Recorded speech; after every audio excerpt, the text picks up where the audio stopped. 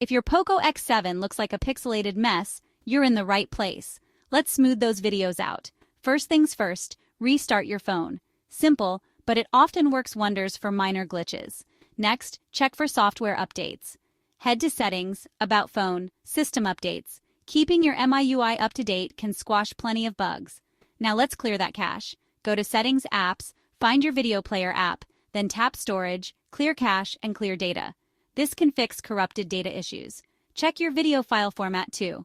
MP4, AVI, and MKV are your friends here. If it's a weird format, convert it. Tweak your video player settings.